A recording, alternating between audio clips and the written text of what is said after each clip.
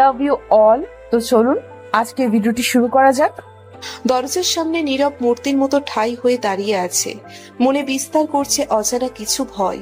কোনো খারাপ পরিস্থিতির সম্মুখীন হবে না তো? বাবা যদি আয়াতকে না মেনে নেয়? ভাবতেই কাঁপুনি ধরে গেল মায়েশার। রহমান সাহেব আরাম গদিতে বসে পিছনে মায়েশার উপস্থিতি অনুভব করতে পেরেছিল, তাই শীতল কণ্ঠে বলল, কিছু বলবে মামনি? হ্যাঁ হ্যাঁ হ্যাঁ। মায়েশার ইতস্তত কণ্ঠ। রহমান সাহেব ইশারায় ভিতরে আসতে বললেই মায়েশা নীরবে নিভৃতে বাবার মুখোমুখি হয়ে বসে পড়ল। মনে বিরাজ করছে টান টান এক উত্তেজনা। দৃষ্টি নত করে বলে ফেলল, আব্বু, আমি একজনকে ভালোবাসি। বলেই কণ্ঠস্বর মিহি করে ফেলল সে। বাবার দিকে তাকানোর ক্ষমতাটি রহমান সাহেবও কিছুক্ষণ চুপ করে রইলেন, মুখে অদ্ভুত এক হাসি। ছেলেটা আয়াত, তাই না? বিস্ময়ের চরম প্রান্তে এবার মায়েশা। নত করা দৃষ্টি এখন অদ্ভুত আকারে বিকট রূপ নিয়েছে। বিনিময়ে যে কেমন প্রতিক্রিয়া করতে হবে মায়েশা যেন তা ভুলে গেল। তবুও আপ্লুত হয়ে বলল, তুমি কিভাবে? আমার মেয়ে তুমি মাইশা। একজন বাবা কোনো ছেলের সাথে তার মেয়ের কথা বলার ধরন দেখেই বুঝতে পারে তাদের সম্পর্ক কেমন। আনান বা সামাদ বা শাওনের সাথে তোমার যেমন সম্পর্ক, আয়াতের সাথে তোমার তেমন সম্পর্ক না, তা আমি আগে আন্দাজ করতে পেরেছি। চোখ কখনো সেই অনুভূতি লুকিয়ে রাখতে পারে না। তাহলে তোমার মতামত কি? মায়েশার মৃদু কণ্ঠ। রহমান সাহেব নিষ্পলক দৃষ্টিতে কিছুক্ষণ মায়েশার দিকে তাকালেন, তারপর বলে উঠলেন, আমি এ ব্যাপারে এখন কোনো কথা বলতে চাচ্ছি না, তুমি আসতে পারো। রহমান সাহেবের কোনো প্রকার কোনো প্রতিক্রিয়ায় আন্দাজ করতে পারল না মাইশা। অতি গরম আর চিন্তায় তরতর করে ঘামছে তাই। বাবার এই কথার কিসের ইঙ্গিত মেনে নিবে সে? আয়াত মাইশা যে একেবারে নিশ্চুপ হয়ে যাবে, সেটা সে নিজে মানতে পারবে তো? দুপুরে কেমন ভ্যাবসা গরম বিরাজমান ছিল। রাতের গহীনে এবার ঝমঝমিয়ে পড়েছে বৃষ্টি। নুপুরের ন্যায় সেই প্রতিধ্বনিগুলো মধুময় চমকারের সুরে বেঁচে উঠছে। জানালার কপাটগুলো তাই ভারী খাচ্ছে বারবার। এমন সময় কটেজের দরজায় ঠক ঠক করে আওয়াজ শুনতে পেল আনান। সামাদ, পৃথা, অর্পি, আনান সবার মনেই এবার আশার আলো জেগে উঠেছে। কেননা বাবার কাছে কোনো প্রত্যুত্তর না পেয়ে ঘরে হুলুস তুলুস কাণ্ড ঘটিয়ে দিয়েছিল মাইশা। অনেকটা ত্রাসে তো অনেকটা আতঙ্কে। বারবার উল্টোপাল্টা কথা বিড়বিড়িয়ে ঘরের সব জিনিসগুলো ছিটিয়ে অবস্থা কাহিল করে ফেলেছে। আনান এগিয়ে যেতেই বেচারাকে দিল দুইটা চর। তাই কেউ আর এগোনোর সাহস পায়নি। শঙ্কায় কাউকে কিছু বলতেও পারছে না। তাই এমতো অবস্থায় শুধু একজনই ছিল যে মাইশার মনের ঝড়কে শান্ত করতে পারবে। আনন্দ তাই কল দিল আয়াতকে। ঢাকা থেকে সন্ধ্যায় গাজীপুর এসে কটেজে লম্বা ঘুম দিলেও আনানের কলে কথা শুনে বড় বড় পা ফেলে রিসোর্টের শেষ প্রান্তের কটেজে আসলো মেলো। হাত তাড়াহুড়োর চোটে উল্টে টি শার্ট পরে এসেছে। আয়াত সেটা খেয়াল করলেও ঠিক করার সময় ছিল না মাইশার দুশ্চিন্তার জন্য। মেয়েটা যে এত পরিমাণ পাগলামি করবে তা ধারণা করলে শাওনের সাথে মোটেও যেত না ঢাকায়। আয়াত গম্ভীর স্বরে বলল, কোথায় ওই জঙ্গলি বিড়ালটা? দরজায় আবারও ঠক ঠক শব্দ হতেই আনান দ্রুত পায়ে গিয়ে দরজা খুলল। আয়াত দাঁড়িয়ে আছে, চুলগুলো এলোমেলো, হাতে একটি ছাতা। তাড়াহুড়োর চোটে উল্টে টি শার্ট পরে এসেছে। কণ্ঠটিতে যতটা গম্ভীরতা আছে আয়াত ততটা গম্ভীর না। ওর তীব্র চোখে প্রকাশ পাচ্ছে মাইশার জন্য প্রখর অনুভূতি। সেই কণ্ঠটা ঝপাঝপ যেন আনানের কারে প্রতিধ্বনিত হচ্ছে। নির্লিপ্ত সুরে তাই বলল, ভেতরের রুমে আছে ভাই। আয়াত নির্বিকারে বড় বড় পা ফেলে প্রবেশ করলো ভেতরে। মাথাটা ভন ভন করছে আনানের কথা শোনার পর। কি এমন হয়েছে যে মাইশা থম মেরে ঘরে বসে থাকবে? অন্য 4-5টা মেয়ের মতো গভীর আবেগ বিষয়টি মাইশার মধ্যে নেই। দরজার সামনে দাঁড়ানো আয়াত, দরজাটা আটকানো থাকলেও লক করা না। কিন্তু কেউই মাইশার অতিরিক্ত রিয়াক্টের জন্য কাছাকাছি যাওয়ার সাহস পায়নি। চোখজোড়া প্রখর হয়ে এসেছে আয়াতের। কপালে পড়েছে সূক্ষ্ম এক ভাঁজ। আছড়ে পড়া বৃষ্টির পানিতে চুলগুলো হালকা ভিজে যাওয়াতে ছেড়ে নিল তাই। তারপর আনান, সামাদ, পৃথা আর অর্পির উদ্দেশ্যে বলে উঠল, আধ ঘন্টা সময় দাও আমাকে, ব্যাপারটা আমি দেখছি। বলেই দরজা খুলে রুমে ঢুকলো আয়াত। দরজাটা লাগিয়ে দিল নিঃশব্দে। আনান, সামাদ, পৃথা, অর্পি প্রত্যেকের মুখশ্রীতে খানিকটা গ্লানি। মনে মনে তাই বলতে থাকলো, সব যেন ঠিক হয়ে যায়। বর্ষণ বিষয়টাকে বলা হয় প্রেমের এক সুবিশাল ইঙ্গিত। সকল মায়া অনুভূতি যেন এই বর্ষণের জন্যই জর্জরিত হয়ে থাকে। রাত যতই গহীন হচ্ছে বৃষ্টির প্রকোপ ততটাই বাড়ছে। ঝোড়ো হাওয়ায় বয়ে চলছে হু হু করে। ঘরের টিমটিমে লাইটের আলোতে মাইশার এই ঘরটিতে আলো আধারের নিবাস মনে হচ্ছে। আয়াত মৃদু পায়ে এগিয়ে গেল মাইশার দিকে। মাইশা নির্বিকার, হাঁটুতে মুখ গুজে প্রাণহীন বস্তুর মতো বসে আছে। ক্ষণে ক্ষণে ভেসে আসছে ফোপানির শব্দ। মেয়েটার এমন দৃশ্য দেখে বুকটা অজান্তেই ধক করে উঠল আয়াতের। এমন তো হওয়ার কথা না। যতই হোক, নিজেকে সকল পরিস্থিতিতে শক্তপোক্ত মানুষ হিসেবে বিবেচনা করে আয়াত। তবে এত বছরের এই দুর্গম ধারণাটি কি ভুল প্রমাণিত হলো? ঘরে কারো উপস্থিতি টের পেয়ে মাইশা তাই হালকা মাথা তুলল। মাথাটা যন্ত্রণায় ফেটে যাচ্ছে। এ আর নতুন কিচ্ছু নয়। দুশ্চিন্তা হলেই মাথার স্নায়ুতে চাপ পড়তে অসহ্য যন্ত্রণা অনুভব করল মাইশা। ভাবতেই বুকে যেন চেতনার জোয়ার প্রবল হারে বৃদ্ধি পেতে লাগলো। আয়াত খাটে বসলো নিষ্পলক ভঙ্গিমায়। চোখের অবিচল দৃষ্টি গেঁথে রেখেছে মাইশার ভেঙে পড়া মুখটির দিকে। মাইশা কিছু না বলে আয়াতের বুকে মুখ ডুবিয়ে নীরবে বসে থাকলো। এখন এই ছেলেটার এক চিলতে মাতাল করা ঘ্রাণ ওর অনুভব করা প্রয়োজন, না হলে রুদ্ধশ্বাসের শিকার হয়ে হয়তো নিশ্চল হয়ে যাবে। আয়াতের চোখে মুখে অবসাদ। ঠোঁট চেপে মৃদুভাবে মাইশাকে সামলে নেওয়ার চেষ্টা করছে। সুবিস্তর কেশে হাত বুলিয়ে দিচ্ছে নিবিড় ভাবে। মাইশাইতে আয়াতের পিঠ আরো জোরে আঁকড়ে ধরে বুকে মুখ গুজল। অতিরিক্ত ভয়ে দুশ্চিন্তায় চেতনাহীন হয়ে পড়ছে মেয়েটা। কি হয়েছে মাইশু? আয়াতের শীতল কণ্ঠ। এই কণ্ঠে কোনো বিচলতা নেই, আছে শুধু প্রবল আশ্বাস।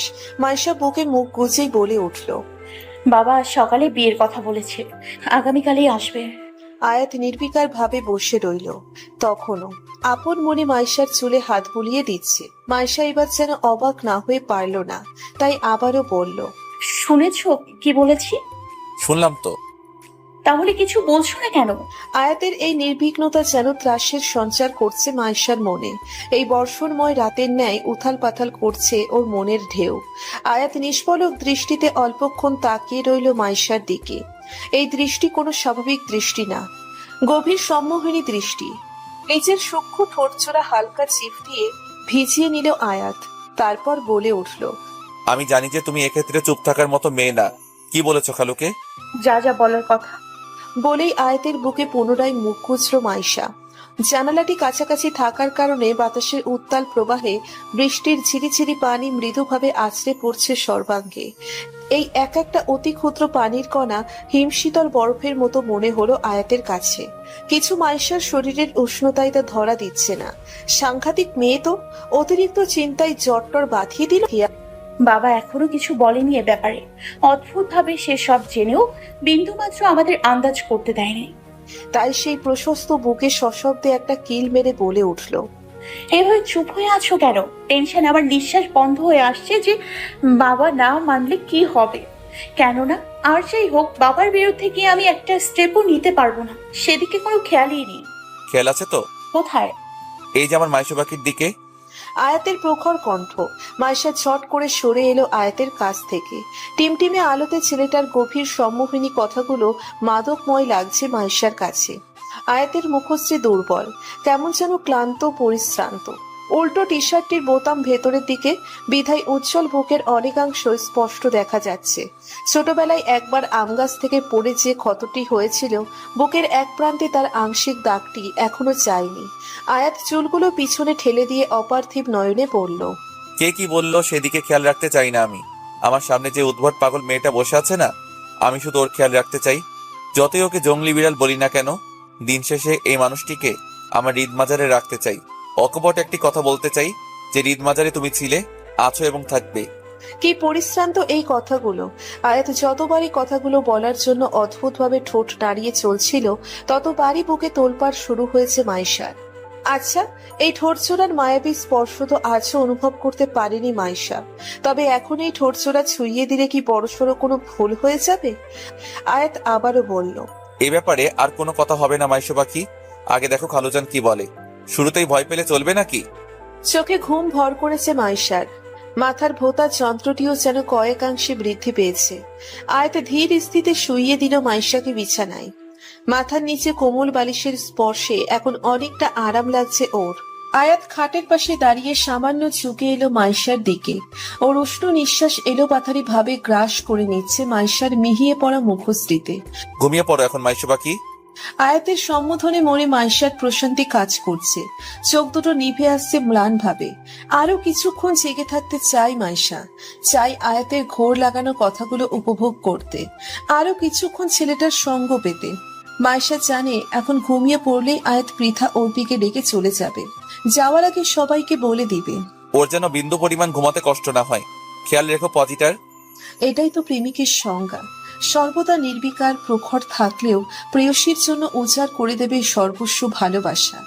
ইস, ঘুমানোর আগে একবার শুধু আয়াতের যত্নে করা এই কথাগুলো শুনতে পারত।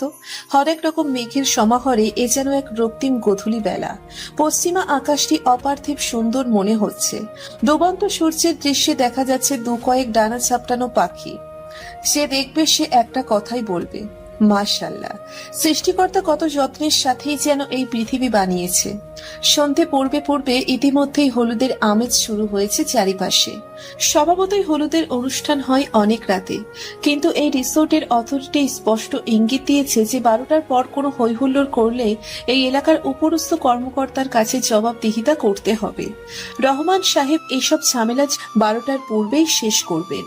গত 2 দিনের তুলনায় আজ সকাল থেকেই মেহমান আসা শুরু করেছে পুরো দমে। অর্পি চাচা মামারা থেকে শুরু করে নুহাসের চাচা ফুপি সবাই। আনান সামাদের পরিবারও এসেছে, এমনই পৃথারও।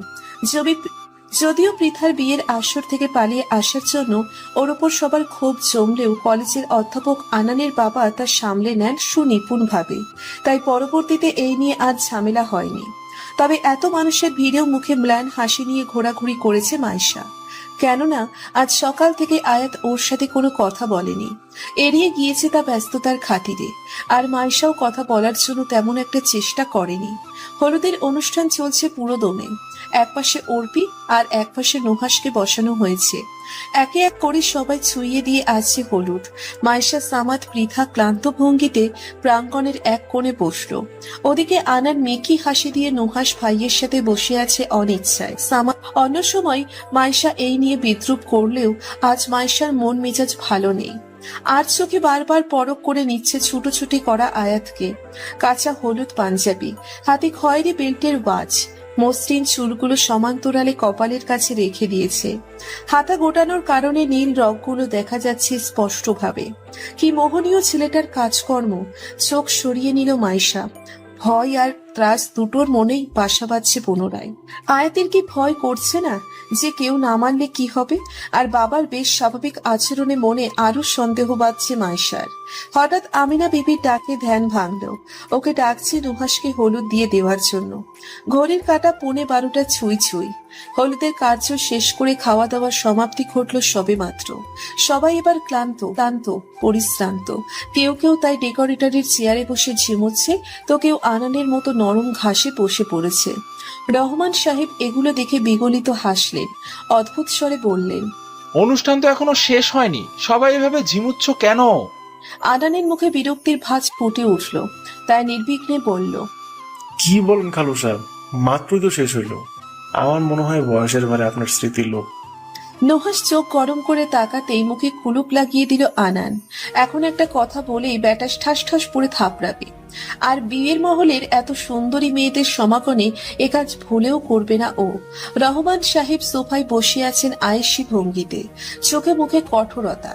ওনার ঠিক মুখোমুখি সোফায় বসে আছে মাইশা, মুখে চিন্তার ছাপ।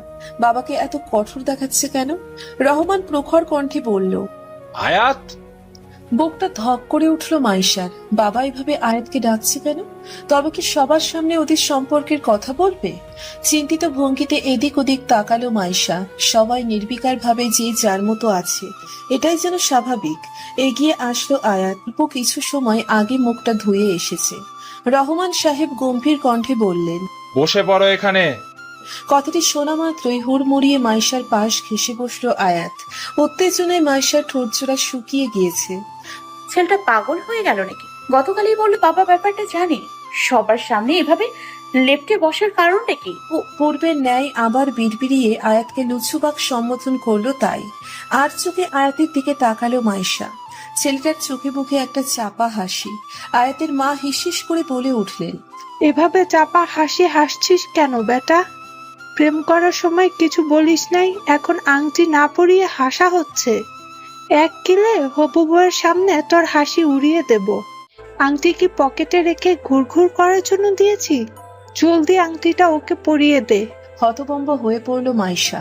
উত্তেজনায় জর্জরিত থাকা এই মস্তিষ্কটির স্নায়ু এবার যেন কাজ করা বন্ধ করে দিয়েছে। এখন সে যেন এক অনুভূতি শূন্য মানবী।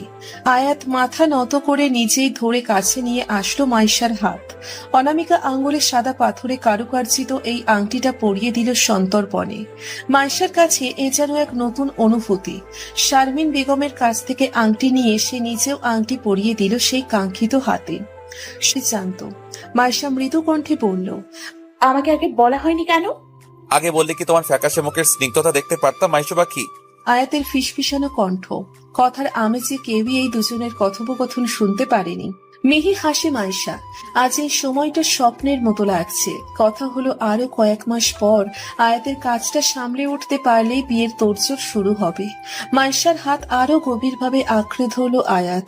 গহীন কণ্ঠে বলল, এই হাত জোড়ার মানুষটি এখন নিতান্তই আমার প্রাণ প্রেয়সী। আজ নুহাসের বিয়ে। কথাটি শুনলেই হুমায়ুন আহমেদের একটি উপন্যাসের কথা মনে পড়ে যায়। আজ হিমুর বিয়ে। পার্থক্য শুধু একটাই, বইয়ের পাতায় হিমু আর বাস্তবতার পাতায় নুহাস। উৎসবের আমেজে ভরপুর হয়ে উঠেছে সর্বত্র। আর হবে নাই বা কেন? বিয়েতে শুধু দুজনের মধ্যে আবদ্ধ থাকে না, বন্ধন নিবিড় হয় দুটি পরিবারের মধ্যে। মাইশার ভাবতেই অবাক লাগে যে মেয়েটাকে মাইশা সবসময় কানা বান্দর বলে খ্যাপালেও মনের একটা গভীর অংশে গেঁথে আছে, সেই মেয়েটা ওর ভাবি হবে।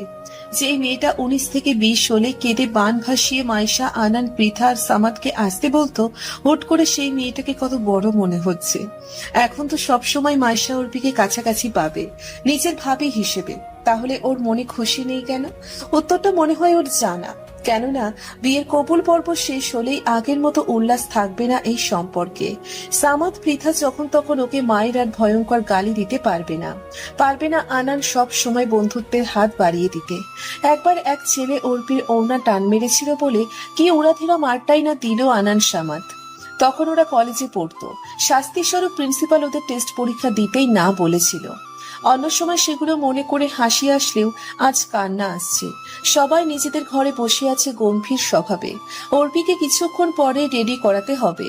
আনান সোফায় মাথা এলিয়ে বসে আছে ক্লান্ত ভঙ্গিতে। এক কালো আকাশ যেন ওর মুখে ভর করেছে। অর্পি বলে উঠল, এমন ভুতুম প্যাচার মতো মুখ করেছিস কেন? মাইশা নিষ্পলক চোখে ওর দিকে তাকিয়ে আছে। অর্পির সাথে ঘেঁষে বসে আছে পৃথা। আনান মৌনতা কাটিয়ে বলল, তোকে মিস করবো রে। এতক্ষণের বিভ্রান্ত হয়ে যাওয়া মুখটা ম্লান করে ফেলল অর্পি। সদর দরজা খোলা আছে বলে বাইরের দিকে মানুষের শোরগোল শোনা যাচ্ছে। অনুমান করে বোঝা গেল শাওনের সম্ভবত বাহিরে লাইটিং এর দোকানের সাথে ঝামেলা হয়েছে। কিন্তু সেদিকে মাইশা বা কেউই কর্ণপাত করলো না। হতভম্ব দৃষ্টি নিয়ে তাকিয়ে আছে আনানের দিকে। আনান আবারও বলল, তোর বিয়ে হয়ে গেলে কি বিয়ের চোখ করে ভুলে যাবে আমাদের? মোটেও না। যদি নুহাস ভাই না করে? চুপ হয়ে গেল অর্পি। আনান আবারও বলল, নুহাস ভাই তো এই জন্মে আমার কাজ কাম পছন্দ করবো না। তাহলে গ্যারান্টি কি যে নুহাস ভাই তোর সাথে আমার বা আমাদের কথা বলতে দিব? দম নিল অর্পি। এই ছেলে নির্ঘাত নিচের হিতাহিত জ্ঞান হারিয়েছে। না হলে এ ধরনের কথা বলার মতো মানুষ আনান না। অর্পি তাই মিহি কণ্ঠে বলল, মোটেও না। নুহাস ভাই আর যাই করুক না কেন, তোকে বিশ্বাস করে সে। হ্যাঁ, উনি হয়তো অনেক রাগী। 19 থেকে 20 হলে চত্থাপ্পর মারতে মোটেই দ্বিধাবোধ করে না। তবুও তুই বলতো, তোর এত আকামের পরও কেন তোরে দিয়ে কাজ করাতো?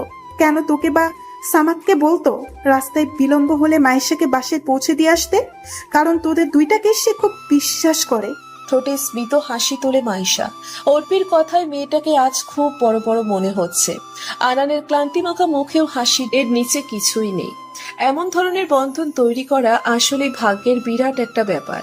যৌবনকালের দুটো গহীন স্মৃতি পুনরায় চলে প্রেম আর বন্ধুত্বের মাধ্যমে। মানুষের সমাগমে গমগম করছে প্রাঙ্গণ। সবার মধ্যেই তুমুল ব্যস্ততা। তবুও এত কিছুর ভিড়ে নুহাসের এভাবে বসে থাকাতে আরাম লাগছে। যদিও শারমিন বেগম বারবার তাড়া দিচ্ছিল ছেলেটাকে রেডি হওয়ার জন্য, কিন্তু নুহাস ততবারই মিহি গলায় বলল। আমার রেডি হতে সময় লাগবে না আম্মু, তুমি অন্য কাজ সামলাও। বিরক্ত হলেন শারমিন বেগম।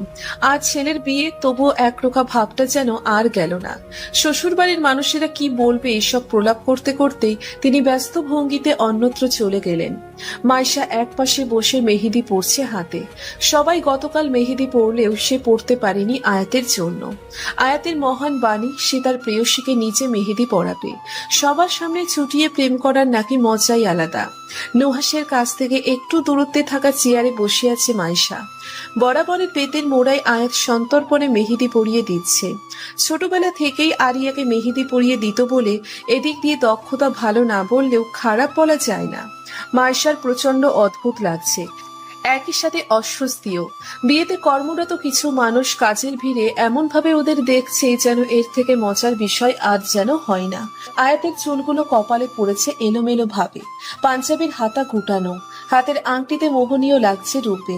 আয়াত মিহি কণ্ঠে বলল, এই নাও, এক হাতে আমার দেয়া শেষ, আর দেব না। হাতের আঙ্গুলগুলো ব্যথা করছে আমার।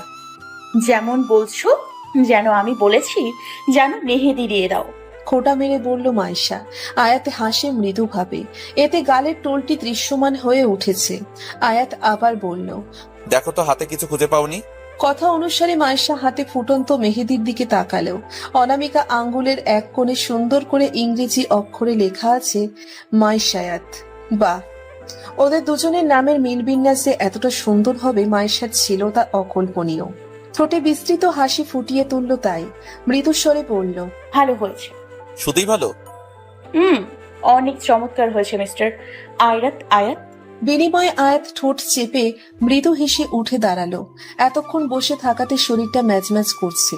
হঠাৎ নুহাসের ক্ষিপ্ত কণ্ঠে আয়াত আর মাইশা দুজনেই তাকালো নুহাসের দিকে।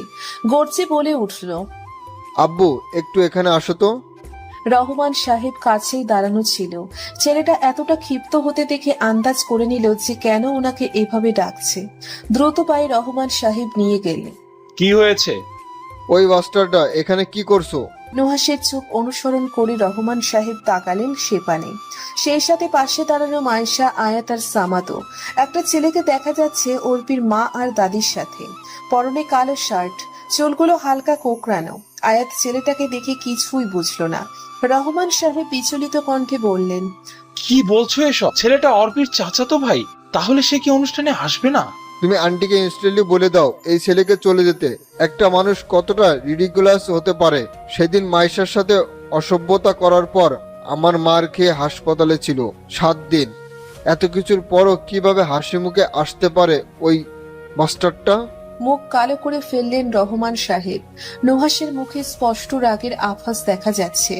রহমান সাহেব বললেন, আমার মনে হয় না যে এবারও মাইশার সাথে কোনরূপ কোনো খারাপ ব্যবহার করবে। তাছাড়া ওরা এখন আমাদের আত্মীয়। এভাবে ভরা বিয়ে বাড়ির সামনে কিভাবে না বলতে পারি বলো? আর না তুমি এ ব্যাপারে কিছু বলবে? একদিনই তো, তারপর আর মনে হয় না ওর সাথে কোনো যোগাযোগ থাকবে অর্পিদের।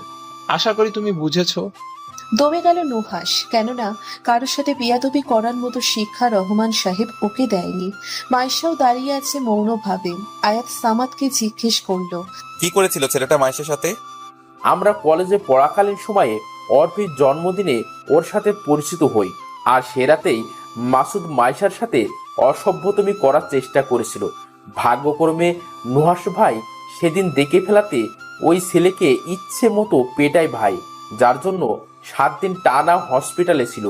অর্পির মা এ নিয়ে বেশ লজ্জিত হলেও অর্পির চাচি অনেক কটু কথা শোনাতে চেয়েছিল মাইশাকে। পরে নুহাস ভাইয়ের জন্য সেটা পারেনি।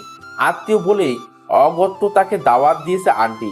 না হলে আমার মনে হয় না এদের মতো মানুষের আন্টি কখনো দাওয়াত দিবে। মৌনতার সহিত ঠাই ভাবে দাঁড়িয়ে রইল আয়াত। কি ভাবছে সেটা বোঝা বেশ মুশকিল। নুহাস মাইশাকে বলে উঠল, ওই রাস্কেলটার থেকে 10 হাত দূরে থাকবি আজ। বলেই গটগটিয়ে এখান থেকে প্রস্থান করলো সে। মাইশাও রেডি হওয়ার জন্য চলে যেতে নিবে, হাত চেপে ধরলো আয়াত। আগের ন্যায় সেই গহীন সম্মুখনী দৃষ্টি, কপালে সূক্ষ্ম এক চিন্তার ভাঁজ পড়েছে ইতিমধ্যে। হালকা ঠোঁট কাঁপিয়ে শুধু আমার দৃষ্টির নেশা থেকে হারি মাইশার কাছাকাছি না থাকলেও চোখে চোখে রাখার চেষ্টা করবে। উফ, এত মোহনীয়তা কেন আয়াতের প্রতিটি বাক্যে? বিয়ে বাড়ির উপলক্ষে মানুষের শোরগোল অনেক। কিছুক্ষণ আগে নুহাসার অর্পির বিয়ে সম্পন্ন হলো সুনিপুণ ভাবে। কবুল বলার অন্তিম মুহূর্তে অর্পির কণ্ঠে যেন দলা পেকে আসছিল। মাইশা জানে যে এই মেয়ে রীতিমতো ভয় পাচ্ছে। বিবাহ পর্ব শেষ হওয়ার পর সবাই ব্যস্ত হয়ে গিয়েছে বর কনে নিয়ে বাকি অনুষ্ঠান পর্ব শেষ করার জন্য। ক্লান্তিতে তাই শরীর অবশ হয়ে আসছে মাইশা, পৃথা, আনান আর সামাদের। মাইশা, সামাদ আর পৃথা একপাশে বসে আছে ক্লান্ত ভঙ্গিতে। আনান ওদের থেকে অনেকটা দূরেই বসে আছে, একটু মানুষের গমাগম থেকে পরিত্রাণ পাওয়ার জন্য। হঠাৎ একটা সুন্দরী মেয়ের কণ্ঠে ক্লান্ত পরিশ্রান্ত চোখ নিমেষেই খুলে ফেললো আনান। সামনে একটি মেয়ে দাঁড়িয়ে আছে, মুখে অল্প বিস্তর হাসি। সামাদ, পৃথা, মাইশাও সেদিকে ড্যাব ড্যাব করে তাকিয়ে আছে। যে হচ্ছেটা কি? আনান কিছুটা হতভম্ব, মনে মনে ভাবছে এইবার আল্লাহ বোধ হয় ওর সিঙ্গেল থেকে মিঙ্গেল করবে।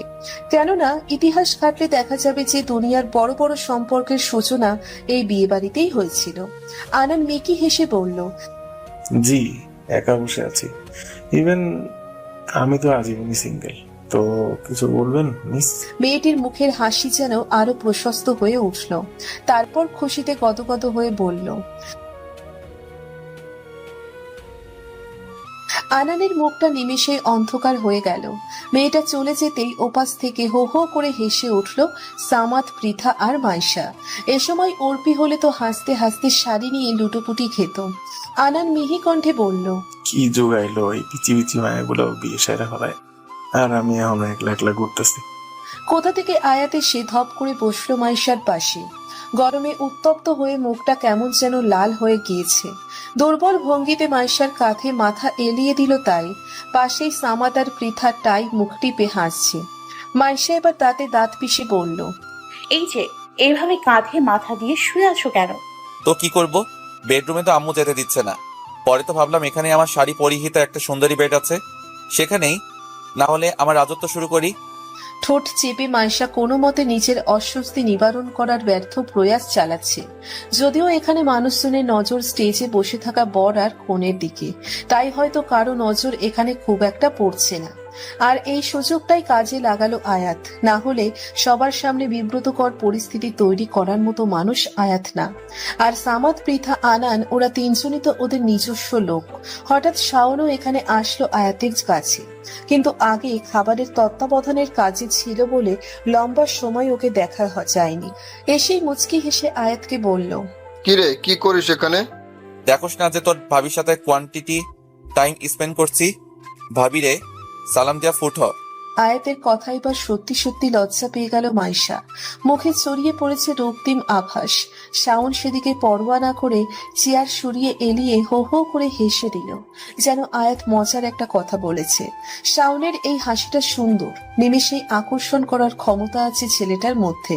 এমনি পাবলিক প্লেসে কোয়ালিটি টাইম এক্সপ্রেস কোর্স শালা, তোদের জন্যই তো এই রিসেস্টে কত ভালো বেডরুম আছে। দরকার পড়লে তোদের জন্য নওয়াজ ভাইয়ের রুমটাও ছেড়ে দিতে পারি। কি বলো মাইশা? আয়েশা মাইশার কাঁধে মুখ চিউজে ঠোঁট চেপে হেসে বলল, যেন মেয়েটাকে এই অবস্থায় দেখে বেশ মজা নিচ্ছে। শাওন আবার বলল, যে জন্য এসেছি সেটা আগে বলে নেই। আঙ্কেল নাকি তোমার কাছে কিছু গিফট বক্স রেখেছিল এখন কোনে পক্ষকে দেওয়ার জন্য। হ্যাঁ, আমি ওটা স্টোর রুমে রেখেছিলাম। আচ্ছা, আঙ্কেল তোমায় বলেছে সেগুলো এনে সেন্টারের সামনে রাখতে পারবে? অবশ্যই পারবো। বিরক্ত হলো আয়াত। চোখ মুখ কুচকে শাওনের উদ্দেশ্যে বলল। শাওন এমন ভাব করলো যে আয়াতের কথায় ওর কোনো ভ্রুক্ষেপ নেই। মিহি কণ্ঠে আবার বলল, তোকেও তো মা ডেকেছে। এই মহিলা তো নিজের জামাইয়ের সাথে প্রেম করছে, এখন আমারটাই ভিলেন হয়ে আসছে। রাহিলা বেগমকে মিনমিনিয়ে কয়েকটা কথা বলতে বলতে উঠে দাঁড়ালো তাই। শাওন ইতিমধ্যে চলে গিয়েছে এখান থেকে। মায়েশা চলে যেতেই ওর হাত চেপে নিজের একটু কাছে টানলো আয়াত। সন্ধে হয়ে এসেছে ইতিমধ্যে, তাই লাইটিং এর ফিচেলে রংটা আয়াতের মুখে পড়তে এ যেন এক অবর্ণনীয় রূপ ধারণ করলো। ঠোঁটে হয়তো একটু হাসি আছে, তবে তা বোঝা মুশকিল। মায়েশা সরু কণ্ঠে বলল। কি হয়েছে? মায়েশার বড় বড় চোখের দৃষ্টি আয়াতের গলার একটু নিচে। এর ওপরে চোখ তোলবার মতো দমটি যেন ওর নেই। মেয়েটা লজ্জা পাচ্ছে। লজ্জা পেলে ঘন ঘন ঠোঁট কামড়ে ধরে মায়েশা। এই জিনিসটা আয়াতের প্রত্যেকবার ঘোর লাগিয়ে দিল।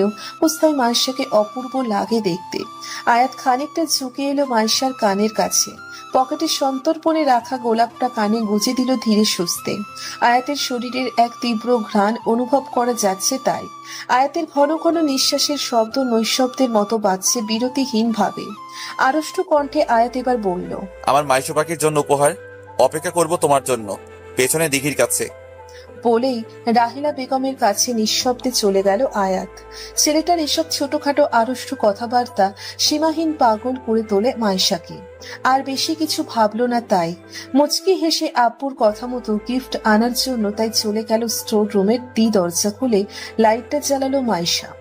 এতগুলো বিয়েবাড়ির গুরুত্বপূর্ণ জিনিসের মধ্যে ওই দুটো গিফট বক্স খুঁজতে বেশ বেগ পেতে হচ্ছে ওর। আম্মুর কথা শুনে গিফটটা বেডরুমে ডাকলেই ভালো হতো। বিষয়টি ভাবতে ভাবতে এদিক ওদিক জিনিসপত্র হাতড়ে খুঁজে চলেছে গোলাপি রঙের প্যাকেটটা মোড়ানো সেই গিফট বক্সটা। হঠাৎ ধপ করে দরজা লাগানোর শব্দে কাল না করে পিছনে ফিরল সে। মাসুদকে দেখেই বুকের ঢিপ ঢিপ শব্দটা ক্রমশ বেড়ে গিয়েছে মাইশার। নিঃশব্দে দরজার লক লাগিয়ে সে এগিয়ে আসছে উদ্ভ্রান্তের মতো। মাইশা মনে মনে বলল, এভাবে ভীত হলে চলবে না। এর আগেও এই ছেলেটাও ওর সাথে এরকম করার চেষ্টা করেছে। তাছাড়াও ভীত হওয়ার মতো মেয়ে মাইশা না, তাই চেঁচিয়ে বলে উঠল। তুমি তুমি এখানে কি করছো? আর দরজা লক করেছো কেন? সরো বলছি। মাসুদ হাসলো বিশ্রী ভাবে। ঠোঁট কামড়ে মাইশার শরীর ওপর থেকে নিচে এমন ভাবে পর্যবেক্ষণ করলো যেন এখনই কামনার আগুনে ওকে নিঃশেষ করে ফেল। ধিক্কার জানালো মাইশা তাই। নুহাস ভাইয়া আগেই বলেছিল এই ছেলে কখনোই ঠিক হবে না। মাসুদকে ধাক্কা দিয়ে সরে যাওয়ার চেষ্টা করতেই ওকে সজোরে দেওয়ালের সাথে চেপে ধরলো মাইশাকে। যতই হোক, একজন ছেলের শক্তির সাথে একটি মেয়ের পেরে ওঠা আসলেই বেশ দুঃসাধ্য। তবুও আপ্রাণ ছোটাছুটি করে চলছে মাইশা। মাসুদের এক হাত মাইশার দুহাত খামচে ধরে আছে, আর অন্য হাত দিয়ে ওর মুখ চেপে ধরে আছে। মাসুদের বলিষ্ঠ হাতের আক্রমণে চোখ দিয়ে অনবরত পানি পড়ছে মাইশার। মাসুদের তবু ছাড়ার নাম গন্ধ নেই। ওর হাতে সময় কম, আর এই অল্প সময়ের মধ্যে কাজ সারতে হবে। মাইশার চুল টেনে এবার বলল, সেদিন তোর ভাই তোকে শুতে না শুতেই অনেক গরম দেখিছিল না? আজ তো তোরে কুকুরের মতো খুবলে খুবলে খাবো। তখন দেখবো তোর ওই ভাইয়ের দেমাগ কই যায়। নিজের ভাইয়ের নামে এত অশ্রাব্য গালি শুনে মাইশার নিঃশ্বাস বন্ধ হয়ে আসছে। মাসুদ আবারও একটা বিদকুটে হাসি দিয়ে মগ্ন হয়ে গেল মাইশাতে। শরীরের বিভিন্ন আপত্তিকর স্থানে নিজের নোংরা হস্তের নোংরা ছোঁয়া ভরিয়ে দিয়ে অবিলম্বে মাইশা চাতক পাখির মতো ছুটোছুটি করে চলছে। তাই মাসুদ ওর কোমরের এক পাশ থেকে শাড়ি সরিয়ে খামচে ধরল হিংস্র পশুর মতো। নিজের ঠোঁট দিয়ে আগ্রাসী ভঙ্গিতে শরীরের সকল স্থানে পাগলের মতো শাসন করে চলল। মাইশাকে এত ছুটোছুটি করতে দেখে মেঝেতে ফেলে দিল সজোরে। ব্যথায় কুকিয়ে উঠে না। আজ তো ওর জন্য একটা বিশেষ দিন, ওর ভাইয়ের বিয়ে। সবাই কত আনন্দ করছে সেখানে। হুট করে আয়াতের কথাও মনে পড়লো ওর। আয়াত কি তবে দিঘির প্রান্তরে ওর জন্য অপেক্ষা করছে? অনুভব করতে পারছে মাইশার আগুন বিপদের সম্পর্কে। সেও কি তাহলে ধর্ষিতা উপাধি নিয়ে পৃথিবীর বুকে বাঁচবে? কিভাবে দাঁড়াবে তবে আয়াতের কাছে? হুট করে দরজায় কাঠের শব্দ শোনা যেতে থাকলো ক্রমাগত। হ্যাঁ, কেউ দাঁড়িয়ে আছে বাইরে। গগন বিদীর্ণ কণ্ঠে ডাকছে বারবার, মাইশা। ভিতরে কোনো গন্ডগোল অনুভব করতে পেরে সজোরে এক ধাক্কায় দরজাটি ভেঙে ফেলল আগন্তুক। মাসুদ বিশ্রী হেসে সরে দাঁড়িয়েছে। আগেরবার সেই কামনা না মেটাতে পারলেও এখন যা মিটিয়েছে এতেই মাসিকে কলঙ্কিত করার জন্য যথেষ্ট। আনানার পৃথা দাঁড়িয়ে আছে বাইরে। ভেতরের এই দৃশ্য দেখে যেন হতবাক না হয়ে পারল না। মাসুদ তাচ্ছিল্যের স্বরে বলল, ও, তোমরাও আমাদের মতো এখানে মজা করতে আসছো নাকি? পরে মজা কইরো ভাই। আমরা দুজন এখন কামলীলায় ব্যস্ত আছি। নিজেকে আর নিজের বোনের মতো কল্পনা করা পৃথাকে নিয়ে মাসুদের বিশ্রী কথাবার্তায় গায়ে আগুন ধরে গেল আনানের। মাইশার অবস্থা দেখে যা বোঝার বুঝে নিয়েছে। কোনো কথা না বলে মাসুদকে ধরে ইচ্ছে মতো মারতে লাগলো আনান। চেঁচিয়ে বলে উঠল, তার বাচ্চা শালা, তোর আমি জবাই করবো। সাহস কি করে বলি তোরে ওর ছোঁয়ার? আনান এলোপাথারি মেরে চলেছে মাসুদকে। নাক মুখ দিয়ে তাই মাসুদের ছিটকে রক্ত বের হয়ে যাচ্ছে, কিন্তু মাসুদের চোখে মুখে উদ্ভ্রান্তের হাসি। পৃথা জলদি শাড়ির আঁচল টেনে পেঁচিয়ে নিল মাইশাকে। মেয়েটার গলায়, হাতে, কোমরে কামড় আর আঁচড়ের বিশ্রী দাগ বসে গিয়েছে। আনান পৃথা সময় মতো আসার কারণে মাসুদ মাইশার তেমন একটা ক্ষতি করতে পারেনি। দুর্বল ভঙ্গিতে পৃথার শরীরে নিজের শরীর ছেড়ে দিয়েছে মাইশা। এদিকে আনানের অবস্থা বেগতিক। মাইশাকে নিজের বন্ধু থেকে বেশি বোন মনে করেছে সে। আর নিজের চোখে এমন নির্মম পরিস্থিতির কথা স্মৃতিচারণ করলেই মারের গতি আরো বাড়িয়ে দেয় আনান। এবার ওকে না থামাতে পারলে সত্যিই পাগলটা উত্তম মধ্যম কিছু করে বসবে। আনান মাসুদের নাকে আর একটা ঘুষি মেরে বলল, লজ্জা করে না নিজের চাচাতো বোনের বান্ধবীর সাথে এমন আচরণ করতে?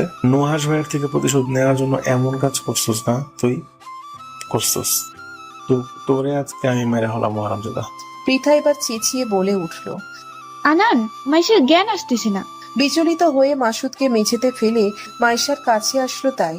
ওর এমন অবস্থা দেখে চোখে পানি এসে পড়ছে আনানের। মাইশাকে কোলে তুলে নিয়ে বলল, জলদি ডাক্তারের কল দে, আমি ওরে রুমে নিয়ে যাচ্ছি। আর আয়াত ভাইকেও কল দে। আয়াতের নামটা উচ্চারণের সময় আনানের মনে তোলপাড় শুরু হয়েছিল। বেচারা মাইশার এই অবস্থা মেনে নিতে পারবে তো? পিটপিট করে চোখ খুলতেই মাইশার চোখে মুখে আছড়ে পড়ল কারো উত্তপ্ত নিঃশ্বাস। ব্যথায় শরীরে টানাপোড়েন শুরু হয়েছে মেয়েটার। জায়গায় জায়গায় অনুভব হচ্ছে নিবিড় কষ্ট। ধীরে ধীরে চোখ মেলল তাই। আয়াতের বিবরণ মুখখানা দেখা যাচ্ছে একটু কাছে। কি শান্ত আর গহীন তার চোখের দৃষ্টি। হঠাৎ মাসুদের সেই হিংস্র আচারগুলোর কথা মনে পড়তেই সম্বিত জ্ঞান ফিরে পেল মাইশা। সাথে সাথেই উঠে বসে দেখতে থাকে আশেপাশে মাসুদ রয়েছে কিনা। কিন্তু এখানে মাসুদ ছাড়া সবাই আছে। মাইশার বাবা, মা, নুহাস, অর্পি, আনান যাচ্ছে। মাইশা এখনো একটা ট্রমাতে। একটা মেয়ের জন্য সম্মানহানি বিষয়টা যে ঠিক কতটা অপ্রীতিকর সেই জিনিসটা সেই মেয়ে ছাড়া আর কেউ কল্পনা করতে পারবে না। শারমিন বেগম ক্ষণে ক্ষণে হু হু করে কেঁদে উঠছেন। মাসুদের ব্যাপারে উনি জানতেন, কিন্তু বিয়েতে এতটাই চাপ ছিল যে মেয়েটার দিকে এতটাও মনোযোগ দিতে পারেননি কেউ। তাছাড়া ওই ছেলেটা যে স্টোর রুমের অল্প সময়ের মধ্যে এত বড় একটা দুর্ঘটনা রটিয়ে দিবে তা জানলে বিন্দুমাত্র মাইশাকে সেখানে পাঠাতেন না তিনি। আনান খাটের এক কোণে বসে আছে বিধ্বস্ত ভঙ্গিতে। মাইশার এত নিস্তব্ধতা দেখে ছেলেটার প্রাণ শুকিয়ে যাচ্ছে। তবুও কারো মনে যেন সাহস নেই যে মেয়েটাকে কি বলে সান্ত্বনা দেবে। মাসুদ কোথায়? মাইশার শীতল কণ্ঠ। ছেলেটার কথা মনে করতেই আয়াতের চোয়াল যেন আরো শক্ত হয়ে উঠল। কিছু বলতে যাবে তখনই নুহাস চেঁচিয়ে বলে উঠল, ওই জানোয়ারের বাচ্চাটাকে মেরে বাইরে ফেলে রেখেছি, এক ফোঁটাও নড়াচড়া করতে পারবে না। ওই হারামজাদা, পুলিশ আসুক, এরপরে ওর ব্যবস্থা হবে। আমায় ওর কাছে নিয়ে চলো। মাইশার এরূপ কথাই হক চুকিয়ে গেল সবাই। আয়াত অদ্ভুত চোখে ওর দিকে তাকিয়ে আছে। আয়াত ওর হাত আগলে কিছু একটা বলতে যাবে, মাইশা তখনই হাত সরিয়ে বলল, খবরদার, আমায় কেউ ছোবে না। আয়াত হাত সরিয়ে ফেললো নিজের। মেয়েটা এখনো এই পরিস্থিতিতেই আছে। মাইশা কোনো মতে উঠে সবার সাথে তাই বাইরে প্রাঙ্গণের দিকে গেল। রুমের তুলনায় বাইরে মানুষের পরিমাণ আরো দ্বিগুণ, যেন এখানে কোনো স্টার প্লাসের সিরিয়াল চলছে। ঠিক এমন ভাবে তাকিয়ে আছে মাইশার দিকে। একপাশে দেয়াল ঘেঁষে স্তব্ধ হয়ে বসে মাসুদ। রক্তের স্রোতে ছেলেটার মুখের আকার পাল্টে গিয়েছে। এর এমন অবস্থা যে কে কে করতে পারে এটা ভালো মতোই জানে মাইশা। মাসুদের পাশেই ওর মা ওরফে অর্পির চাচি বসে আছে মাথায় হাত দিয়ে। মাইশাকে দেখা মাত্র একটা ক্রোধের ভাব ফুটে উঠল ওনার মুখে। প্রাঙ্গণে মিজান সাহেব, আরিয়া আর রাহেলা বেগমও অনিমেষ পানে তাকিয়ে আছে মাইশার দিকে। মাসুদের মা ক্ষোভ সুরে বলল, আসছে এই ঢঙ্গি মাইয়া, আমার ছেলেরে মার খাওয়াইয়া শান্তি হয়নি তোমার? ভুলে যাবেন না চাচি যে মাসুদ ভাই কি করেছিল আপুর সাথে। ওরির কথায় তাই চেঁচিয়ে বলে উঠল, ছেলে মানুষ এমনি এমনি এসব করেনি, বুঝেছো? এই মেয়ের চরিত্রে সমস্যা আছে। না হলে আমার মাসুদ জানলো কিভাবে যে ওই মেয়ের স্টোর রুমে আছে? আমি নিশ্চিত এই দুশ্চরিত্রা মেয়েটাই মাসুদের ভুলা ভালা উল্টাপাল্টা করার চেষ্টা করছে। অর্পির মা আমিনা বেগম বলে উঠল, মুখ সামলে কথা বলেন ভাবি। আমি এতক্ষণ মুখ সামলেই ছিলাম, কিন্তু এখন আর পারবো না। যখন থেকে আসছি তখন থেকেই দেখতেছি এই মাইয়া বড্ড চালবাজ। একবার আনান, একবার সামাদ, একবার ওর পীড়িতের খালাতো ভাইয়ের বন্ধুর সাথে গুটগুট করে। আমি কি কিছু বুঝি না মনে করছো? শোনো আমেনা, পোষা ছাড়া কলার দিকে একবার হলেও সবাই চোখ তুইলা তাকাইবো। এখন এই মাইয়া যদি আমার পোলার সামনে বুকের আঁচল ফেলা গুটগুট করে, তবে কি আমার পোলায় একটু হলেও মধু খাইতে যাইব না? আগে এরে ঠিক হইতে কও, দুশ্চরিত্রা কোথাকার। আয়াত হাসল বিব্রত ভঙ্গিতে। মনে পাহাড় সমান ক্ষোভ পুষে রেখেছে। আজ এই মাসুদের মা যদি মুরব্বী মানুষ না হতো, নির্ঘাত আয়াতের হাতে রক্তারক্তি হয়ে যেত। আশেপাশের মানুষও রীতিমতো কানাঘুষা শুরু করে দিয়েছে। আয়াত 2 কদম এগিয়ে গেল মাসুদের মায়ের দিকে। ভদ্ররূপী এই মহিলাটি সরু চোখে তাকালেন। আয়াত ঠোঁটচোরা হালকা নাড়িয়ে বলল, হয়েছে আপনার কথা। এতক্ষণ আপনি অনেক কিছু বলেছেন, আমরা বোবা মানুষের মতো আপনার কথা শুনছিলাম, বাট আর না। ফার্দার আমি যদি আমার হবু বইয়ের ক্যারেক্টার নিয়ে আপনার কাছে আর একটা কথা শুনি, আমি তবে ভুলে যাব আপনি নুহাশ ভাইয়ের চাচি শাশুড়ি। Got it? আয়াত কথাগুলো অত্যন্ত শান্ত ভঙ্গিতে বললেও মুখ ইতিমধ্যে ভয়ঙ্কর লাল হয়ে গিয়েছে। ওই ছেলেটাকে একটু মারতে পারলে শান্তি হতো, কিন্তু আনান আর নুহাস এর মেরে যা অবস্থা করেছে, আরেকটু মারলে যে বাচ্চার নিশ্চয়তা শতভাগ অনিশ্চিত হয়ে যাবে, এটা ভেবে আয়াতকে থামিয়ে দিলেন মিসান সাহেব। রহমান সাহেবের ব্লাড প্রেশার একেবারে হাই হয়ে গিয়েছে। তরতর করে কপাল থেকে তাই বেয়ে পড়ছে ঘাম। পরিবারের লোকজনের অবস্থা কাহিল হলেও অন্যেরা মাইশাকে নিয়ে নিজেদের ভিড়ে নানা রকম জলপ করতে শুরু করেছে। কেউ মেয়েটার অনিশ্চিত ভবিষ্যতের হাহাকার করে, তো কেউ কুৎসা রটিয়ে দেয়। তন্মধ্যে বাড়িতে আগমন ঘটল দলবল সহ কিছু পুলিশের। তাদের সাথে আরো 2 জন মহিলা পুলিশও আছে। এখানে কি হয়েছে এটা সম্পর্কে আগেই ধারণা আছে ওনাদের। পুলিশের একজন বলে উঠল, মাসুদ শিকদারকে গ্রেপ্তার করার জন্য আমাদের ওয়ারেন্টি প্রদান করা হয়েছে ওপর মহল থেকে। কোথায় সে? সামাদ সসম্মানে ওনাকে মাসুদের কাছে নিয়ে গেল। পুলিশরা সবাই মাসুদের এই অবস্থা দেখে ভ্রু কুঁচকে তাকিয়ে রইলেন। যদিও একজন রেপিস্ট হাতে নাতে ধরা পড়লে যে তার এমন ভয়াবহ অবস্থাই হয়, এই সম্পর্কে ওনাদের সবার ভালো ধারণা আছে। পুলিশ ভদ্রলোক তাদের লোকদের নিয়ে সুন্দরভাবে হাতে হ্যান্ডকাপ পরাতে বললে এগিয়ে আসলেন মাসুদের বাবা। তিনি জানেন যে মাসুদ হয়তো অন্যায় করেছে, তো কোনো তার ছেলে জেল খাটুক। পুলিশ ভদ্রলোককে তিনি বললেন, একটু থামুন স্যার, আপনার আগে ভিকটিমের সাথে কথা বলা উচিত। আমাদের ভাষ্যমতে হি ইজ নট রেপিস্ট। ভেতরে ভেতরে কিছু একটা গন্ডগোল হয়েছে। নুহাস এবার দাঁতে দাঁত চেপে বলল, ওই ভদ্র মুখোশধারী লোক আপনাকে বিভ্রান্ত করার চেষ্টা করেছে স্যার। আমার জানা মতে অ্যাটেন্ড টু রেপ এর কারণেই আসামিকে গ্রেপ্তার করা যায়। এদের 2 জনের 2 কথায় পুলিশ লোকটি এবার বিরক্ত হলেন। তাই ক্ষেপে গিয়ে তিনি বললেন, সে হিসেবে চাইলেও আপনাকেও গ্রেপ্তার করা যায় মিস্টার নুহাস। আইন ভঙ্গ করে তা নিজের হাতে নেওয়ার ক্ষমতাও তো আপনার নেই। দমে গেল নুহাস। পুলিশ সরু চোখে এবার সবাইকে পর্যবেক্ষণ করলেন কিছুক্ষণ, তারপর বলে উঠলেন, ভিকটিম কোথায়? তাকেও আমাদের সাথে থানায় যেতে হবে। তদন্তের জন্য আমাদের তার রিপোর্ট প্রয়োজন। আপনার কি মনে হয় স্যার একটি মেয়ে অ্যাটেম্প টু রেপের মতো জঘন্য পরিস্থিতিতে পড়ে কোনো কথা বলার মতো অবস্থায় থাকবে? আয়াতের কড়া কণ্ঠ। ভদ্রলোক বিব্রত ভঙ্গিতে হাস। তারপর পাশের মহিলা পুলিশটি বললেন। এতক্ষণ পরে মুখ খুলল বাইশা।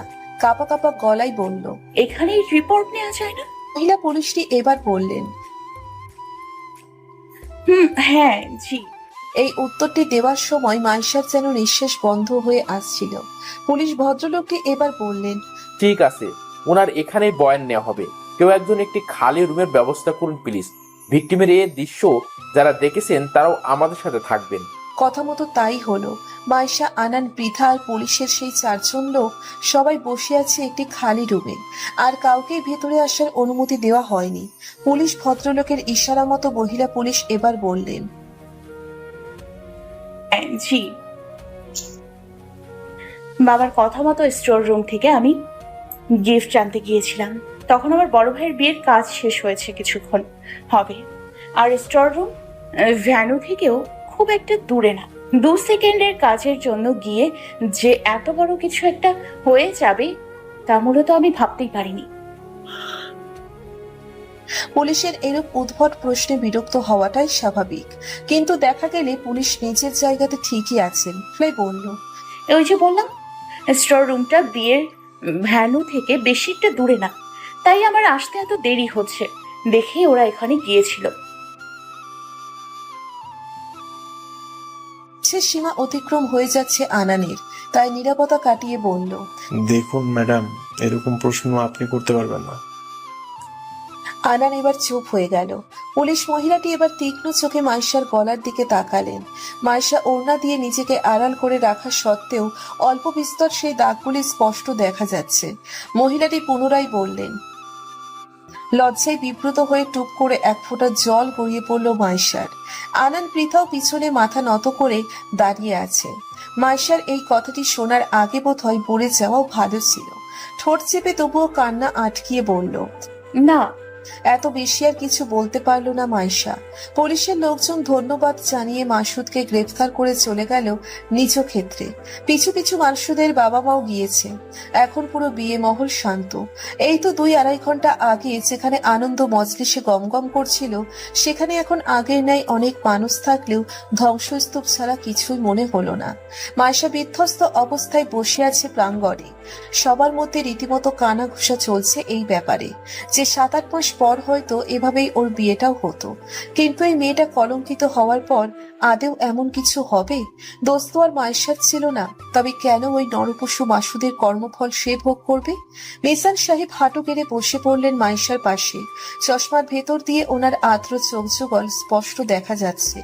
মাইশা এবার শীতল ভঙ্গিতে বললেন, হালু, তুমিও কি অন্য 4-5 জনের মতো আমায় দুশ্চরিত্রা উপাধি দেবে? মেয়েটাকে এভাবে দেখে বুকটা হো হো করে উঠেছে মিজান সাহেবের। যত জঘন্য পরিস্থিতি হোক না কেন, এই মেয়েটাকে প্রচন্ড বিশ্বাস করেন তিনি। আদরের সহিত তিনি এবার বললেন, না রে মা। মাইশা এবার চপ করে মিজান সাহেবের বুকে মাথা এলিয়ে পাগলের মতো কাঁদতে থাকলো। মিজান সাহেব এবার যেন পাথর হয়ে গিয়েছেন। এই মেয়েটাকে সান্ত্বনা দেওয়ার পরিভাষা আর নেই। মাইশা কাঁদতে কাঁদতে এবার বলল, এই জানোয়ারটা আমার সব স্বপ্ন চুরমার করে দিল খালুজান। আমার সুন্দর ভবিষ্যৎটা নিমিষেই তছনছ করে দিল। এই সমাজ আমায় বাঁচতে দেবে না খালুজান। আমার ভালোবাসা, বন্ধু, পরিবার সবকিছু আজ হারিয়ে গেল শুধু এই জানোয়ারটার নোংরা ছোঁয়ায়। মিজান সাহেব পরম মগ্নিনী ব্যর্থ। এর মধ্যে একজন বৃদ্ধ মহিলা বলল। আরেকজন বলে উঠল, এমন হাজারো কথা শোনা যাচ্ছে আশপাশ থেকে। মিজান সাহেব এবার চেঁচিয়ে বললেন, এখন এসব কথা না বললে হয় না।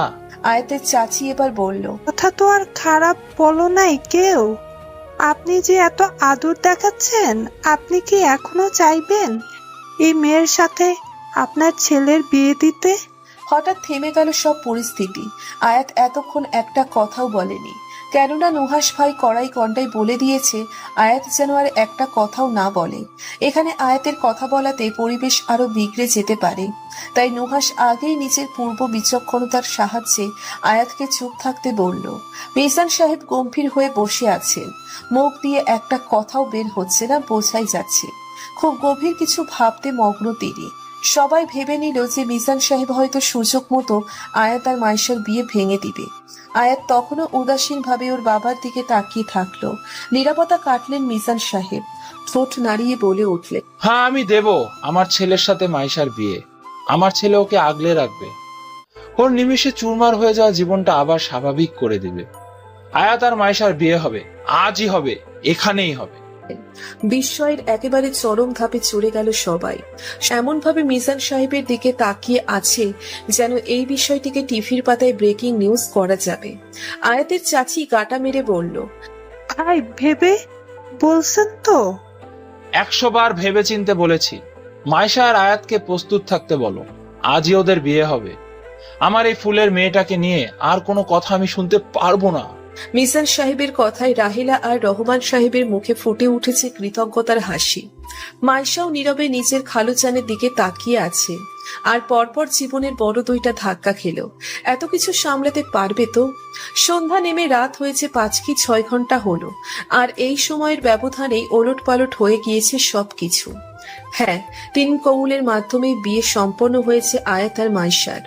যে বিয়েটা হয়তো আরো 7-8 মাস পর ধুমধাম করে করা যেত, তা পরিস্থিতির দায়ে পড়ে সম্পন্ন হলো আজকে। পুরো বাড়িতেই তুখর নীরবতা, কারো মধ্যে কোনো কথা নেই। এই পুরোটা সময় মায়েশা পাথর হয়ে বসেছিল। পরে আনান আর পৃথার জোড়াজড়িতে মায়েশাকে নিয়ে যাওয়া হয় ওর নিজের ঘরে।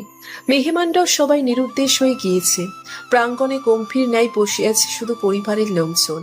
নীরবতা কাটিয়ে আরিয়া মিজান সাহেবকে বলল, না হতো না। অল্প সময়ে মাইশা একটা কঠিন বাস্তবতার মুখোমুখি হয়ে পড়েছে। বড্ড নাজুক ধরনের মেয়েও। সেই দুর্ঘটনার পর ওর মনে ভয় ঢুকে গিয়েছিল যে আয়াত হয়তো ওকে ছেড়ে চলে যাবে। তারপর আরো ভেঙে পড়বে মেয়েটা। তুমি কি চাও এই সময়ের গতি ওকে তিলে তিলে শেষ করে ফেলুক? মিজান সাহেবের উত্তর যুক্তিসঙ্গত, তাই কেউ আর কোনো কথা বলল না।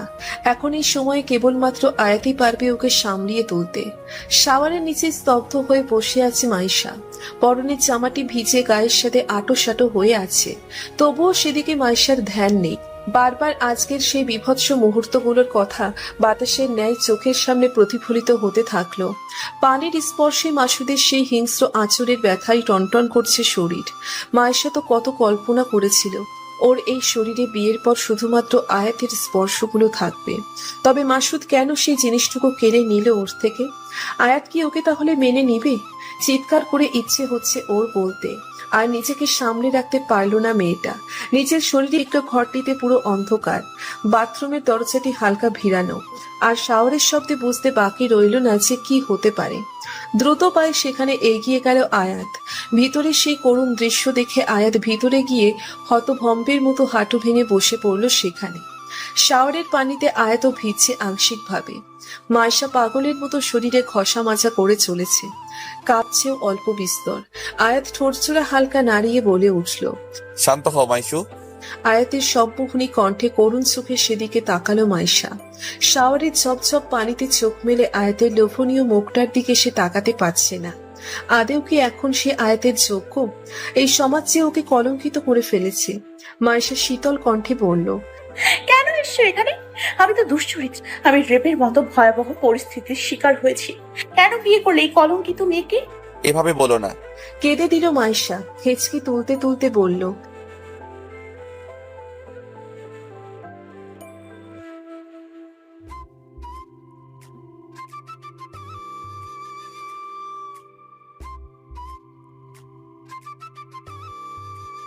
মাইশার কথা শেষ হওয়ার আগেই আয়াত ক্ষিপ্ত গতিতে বুকে জড়িয়ে নিল মাইশাকে। মাইশা তখনও পাগলের মতো কেঁদে চলছে, কিন্তু আয়াতের হঠাৎ এভাবে ছাপিয়ে পড়াতে কান্নার গতিটা হালকা কমিয়ে দিল। স্থির লাগছে ছেলেটাকে। আয়াত নিজের বলিষ্ঠ হাত মাইশার চুলে মৃদুভাবে আঁকড়ে রাখলো, তাই উষ্ণ নিঃশ্বাস অবিরাম ভাবে আছড়ে পড়ল মাইশার গলা আর ঘাড় সংলগ্ন স্থানে। আয়াত ঠোঁট কাঁপিয়ে মৃদুভাবে বলল, তুমি যেমন, তোমাকে আমি তেমন ভাবে ভালোবাসি মাইশু। এই হাত না ছাড়ার কথা যখন দিয়েছি, তবে মৃত্যুর আগ পর্যন্ত এই হাত ছাড়বো না। আমি এক নারীতে আসক্ত হতে চাই, মনে প্রাণে বলতে চাই, যত কঠিন পরিস্থিতি হোক না কেন, এই মাইশু পাখিটা শুধুমাত্র আরহাম আয়াতের। আয়াতের আড়ষ্ট কণ্ঠে এক অন্য জগতে চলে যাচ্ছে মাইশা।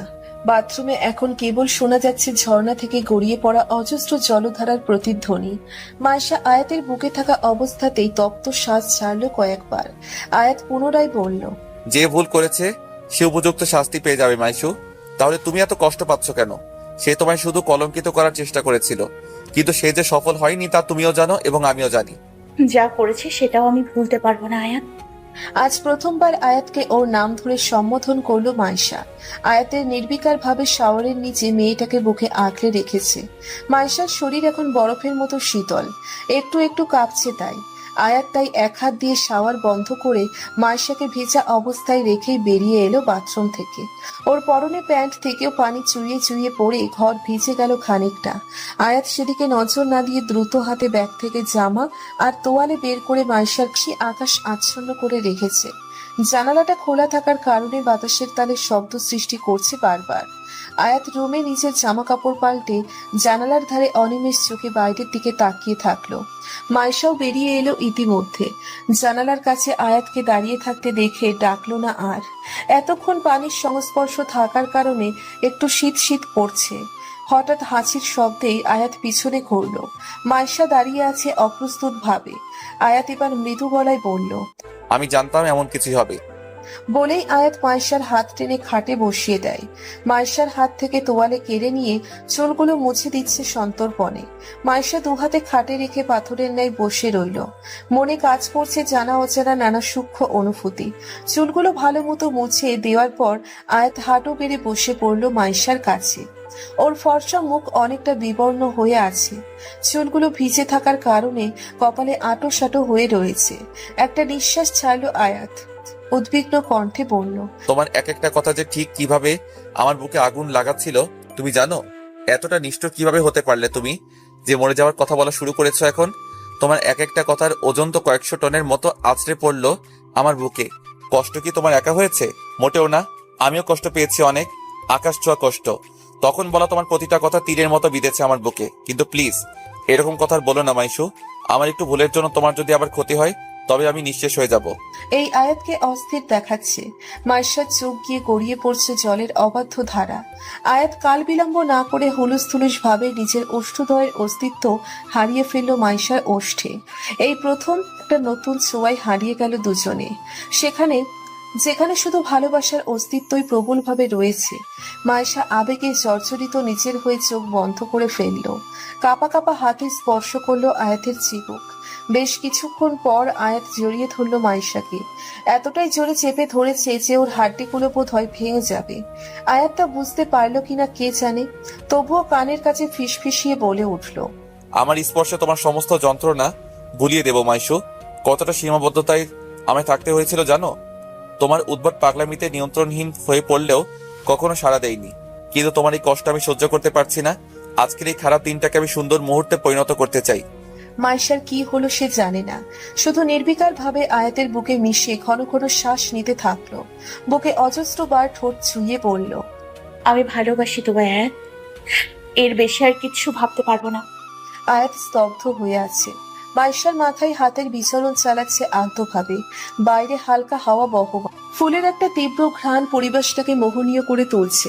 আজই হয়তো গাজীপুরের শেষ রাত। মাইশার সাথে এই রাতের প্রহরটা আকস্মিক হলেও আয়াত মুগ্ধতার সাথে তা সামলে নিল।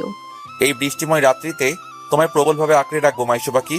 একটি প্রবাদ আছে, সময় আর স্রোত কারোর জন্য অপেক্ষা করে না। ঠিক তেমনি ভাবে সময়ের তালে সবকিছু এগিয়ে চলেছে নিজস্ব গতিতে। মাসুদ তার উপযুক্ত শাস্তি পেয়েছে এবং অর্পির মা আমেনা বিবিও সম্পর্ক ছিন্ন করতে বাধ্য হয়েছেন তাদের নিচু মন মানসিকতার জন্য। যারা মায়েশাকে দোষারোপ করেছিল পরবর্তীতে নিজেরাই তারা অনুতপ্ত হয়েছিল। ব্যাপারটিকে এত রসালো করে তো আর সবচেয়ে কাছের মানুষ আয়াত, যার সাপোর্ট ছাড়া হয়তো মায়েশা এতদূর এগিয়ে আসতে পারত না। ওদের বিয়ে হওয়ার পরপরই আয়াত কাজে মন দেওয়া শুরু করেছে।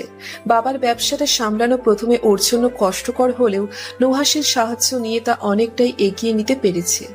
বিয়ে করেছে শাওনও, বাবার বন্ধুর মেয়ের সাথে। মেয়েটার নাম নিশি। অ্যারেঞ্জ ম্যারেজ হলেও প্রথম দেখাতে যে কেউ বলতে বাধ্য ওদের লাভ ম্যারেজ, কেননা অল্প সময়ের মধ্যে একে অপরকে ওরা মানিয়ে নিয়েছে। সামাদ পৃথাও বিবাহ বন্ধনে আবদ্ধ হবে শীঘ্রই। শুধু বাকি রয়ে গেল আনান। মেয়ে দেখতে নিয়ে গেলে এতটাই উদ্ভট প্রশ্ন করে বসে যে মেয়ে পড়ে হাতে পায়ে ধরে বলে, ভাই আপনার ভাই পড়ি, আমারে বিয়ে করবেন না। অতপর আনানের এসব কাণ্ডে অতিষ্ঠ হয়ে ধরেই নিল এই ছেলে আর মনের মতো বউ খুঁজে পাবে না। এভাবেই দিন চলে যাচ্ছে সবার। মায়েশা এখন অনেকটা প্রাণবন্ত, সবার সাথে হাসি মুখে কথা বলে। আয়াত অফিস থেকে এলে ওর সবকিছু গোছগাছ করে রাখে। এক কথায় আগের তুলনায় বন্ধন যেন আরো গভীর হয়েছে। কিন্তু আয়াতের একটি বিষয় নিয়ে বড্ড অতিষ্ঠ মায়েশা।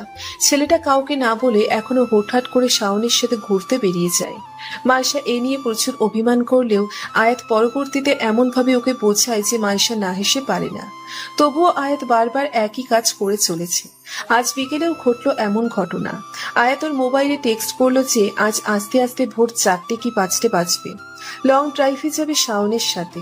এটা থেকে মনে পাহাড় সমান অভিমান জমে উঠল মাইশার। আজ ওদের বিয়ের 1 বছর হতে চলছে, আর এই ছেলেটা কি তবে তা ভুলে গেল? আজ সারাদিন রাহিলা বেগমের সাথে খেটে কত কিছু রান্না করেছে, তাদের পছন্দের খাবার। ছেলেটার আদেও সেটার হদিশ আছে? এতদিন তো ঠিক ছিল, তবে আজ এই কাজটা না করলে পারতো না? এত নিষ্ঠুরের মতো কিভাবে মেসেজ দিয়ে ফুরুত হয়ে গেল? না, আয়াতকে একটা উচিত শিক্ষা দিতেই হবে। এতদিন আয়াত না বলে হুটহাট ঘুরতে গিয়েছে না, আজ মাইশাও সেই কাজ করবে। কথা মতো তাই কল দিল আনানকে। ট্রেনের ঝকঝক শব্দে আলোড়ন সৃষ্টি হচ্ছে চারিপাশে। রাতের আধারে বাহিরে দেখা যাচ্ছে মস্ত বড় একটা চাঁদ। কি ফুরফুরে এখানকার হাওয়া, যেন সেই স্পর্শে মানুষ অন্যত্র হারিয়ে যাবে। ট্রেনের বগিতে ক্লান্তভাবে বসে আছে অর্পি, আনান আর মাইশা। অর্পির ঘুমো ঘুমো শরীর এলিয়ে পড়েছে মাইশার কাঁধে, আর আনান মনে মনে দরুদ পড়তে ব্যস্ত। কিরে আনাইন না, এমনি দূরত পথা সুচ্ছে? তুই তো ট্রেনে ভয় পাওয়ার মতো মানুষ না। আমি তো আছি আমার চিন্তায়। একে তো নুহাস ভাই আমার বললো তোদের দুজনে পৃথার বাসায় নিয়ে যেতে, শেষে কি ওয়ার্নিং দিল, মেয়ের পরাণের বউ আর বোনের যদি কিছু হয় আমারও তবে কিছু করতে করে ফেলবে। এদিকে এই মায়াটা আয়াত ভাইরে না বলে আইছে, যদি আয়াত ভাই ওদিকে জানে আমি তার বউরে নিয়ে ভাগছি, আমার তো তাইলে গর্দন কাটা যাইব। ওগুলা কি তোরা বুঝবি? পড়ছে তো আমি মাইন কাটছি ভাই। মিটমিটিয়ে হাসলো দুজন। আনানের এরকম অবস্থায় যেন ওরা না হেসে পারছে না। ট্রেন ঢাকা ছেড়ে অনেক দূরে এগিয়ে এসেছে, আর 2-3 ঘন্টা পেরোলেই তা পঞ্চগড় স্টেশনে গিয়ে থামবে। তাছাড়া বাংলাদেশের উত্তর প্রান্তে পঞ্চগড় হওয়ার এখানে ঠান্ডার প্রকোপ অনেকটাই বেশি, তাই যতই উত্তরে এগোচ্ছে তারা ততই শীতল অনুভূতি হচ্ছে। আচ্ছা, আয়াত যদি জানে যে সে বাসায় নেই, তাহলে আয়াতের রিয়াকশন কেমন হবে? ছেলেটা কি আদৌ বুঝতে পারবে ওর রাগের কারণ? শীতের কারণে চোখে ঘুম ভর করছে মাইশার। এখন ঘুমোলে মন্দ হয় না। রাত্রির শেষ প্রহর কেটে ঘনিয়ে এলো ভোর। আকাশ পরিষ্কার হওয়া শুরু করেছে।